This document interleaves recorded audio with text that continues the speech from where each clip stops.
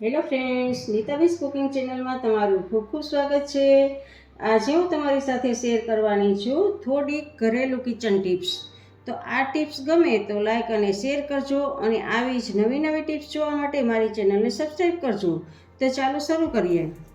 તો પહેલી ટિપ્સ છે કે લસણનો જે આ ગાંઠિયો ફરતી બાજુથી તમે કળી કાઢી નાખો એટલે આવું રહેશે। અને બધી બાજુથી કળી કાઢી લીધી છે અને આવી દાંડલી રહેશે। તો આ દાંડલીને અહીંયા કદાચ એવો ભાગ હોય તો આ થોડોક આમાં ખેરી નાખવાનો અને સાફ કરી નાખવાનો। અને આને તમે કઠોળમાં, આ કઠોળની વહેણી હોય એમાં તમારે જીવાત પડતી હોય તો આવું લસણવાળું અંદર મૂકી દેશો દાંડલો, એટલે તમારી જીવાત, કઠોળમાં જીવાત નહીં પડે, કારણ કે લસણની સ્મેલથી તમારે જીવાત નહીં પડે। અને એવી જ રીતે બીજી વહેણીમાં પણ એવી રીતે આપણે રાખી દઈશું। તો આવી રીતે બધા જ કઠોળમાં રાખી દેવાનું છે તો તમારું કઠોળ વર્ષભર એવી રીતે સરસ સારું રહેશે। તમારે કોઈ પણ ચિંતા કરવાની જરૂર નહીં હોય કે મારું કઠોળ બગડ્યું તો નથી ને।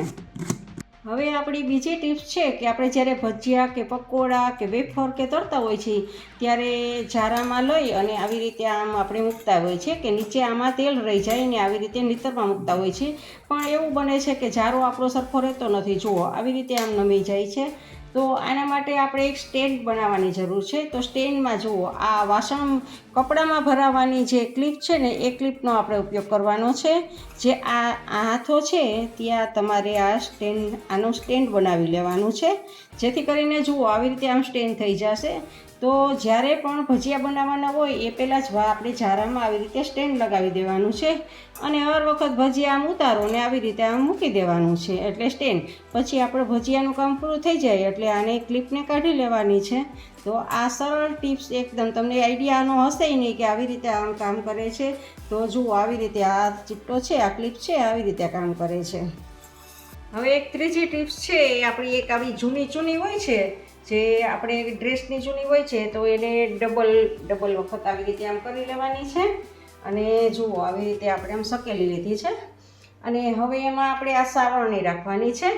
સાવરણી પહેલી બાજુથી જ રાખવાની છે અને આવી રીતે આમ વીંટો કરતો જવાનો છે।